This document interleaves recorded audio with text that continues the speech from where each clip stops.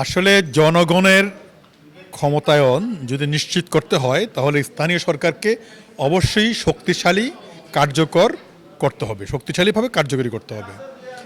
এবং আমাদের দেশে স্থানীয় সরকার জোরদারকরণ না হয়ে বরং আমলাতান্ত্রিক শাসনটা চলছে, জনগণের শাসন চলছে না। এবং জনগণের শাসন নিশ্চিত করার জন্যই স্থানীয় সরকার সংস্কার প্রয়োজন এবং আমলাতন্ত্র মুক্ত জনগণের প্রতিনিধি ধারা সমস্ত উন্নয়ন কর্মকাণ্ড থেকে সমস্ত প্রশাসনিক কর্মকাণ্ড যদি পরিচালনা করা যায় তাহলেই জনগণের ক্ষমতায়ন হবে, দেশ উন্নত হবে। এবং আজকের আলোচনায় বিভিন্ন জন তাদের অভিজ্ঞতা থেকে বিষয়টি তুলে ধরেছেন এবং আশা করি এই সুপারিশমালা সরকারের কাছে যাবে।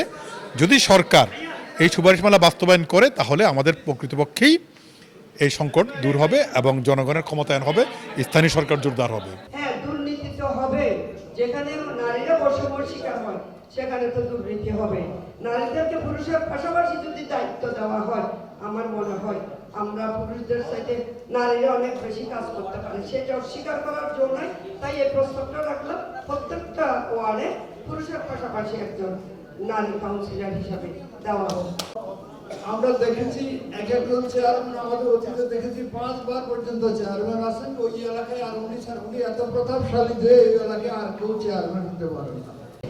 যে একটা এলাকাতে যদি এরকম প্রগতিশীল মানুষ না থাকে, প্রগতিশীল মানুষ তৈরি করে না থাকে, তখন কিন্তু একটা ভালো কিছু আশা করা যায় না।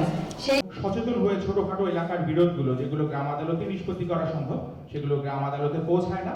দ্বিতীয় যে চ্যালেঞ্জের কথা বলবো সেটি হচ্ছে গ্রাম আদালতে শ্রদ্ধেয় যে চেয়ারম্যান বা জনপ্রতিনিধিরা যারা দায়িত্ব পালন করেন তাদের যথাযথ আইনি জ্ঞানের ব্যাপারে যথাযথ প্রশিক্ষণের অভাব আছে বলে ইতিমধ্যে বিভিন্ন রিপোর্টে প্রকাশিত হয়েছে। ন্যাশনাল পর্যায়ে একটা কনফারেন্স হবে যেটার মাধ্যমে স্থানীয় সরকার সংস্কারে কী কী ধরনের সমস্যাগুলি আছে, কী প্রস্তাবনাগুলি যাবে, সেরকম একটা প্রস্তাবনা তৈরি করার জন্য করা হচ্ছে। একটা কিছু খসড়া গভর্নেন্স অ্যাডভোকেসি ফোরাম থেকে করা হয়েছে। তো আমরা চট্টগ্রাম বিভাগ থেকে বেশ কিছু পরামর্শ আমরা দিয়েছি। যেই ন্যাশনালি যেই সুপারিশগুলি আসছে সেগুলোকে আমরা অ্যাড্রেস করার চেষ্টা করছি, সেগুলোর সাথে সম্মতি জ্ঞাপন করা হয়েছে। নতুন করে কিছু বিষয় অ্যাড করা হয়েছে যেটার মাধ্যমে স্থানীয় সরকারকে এফেক্টিভলি এবং জনগণের একটা প্রতিষ্ঠান হিসেবে তৈরি করা যায়।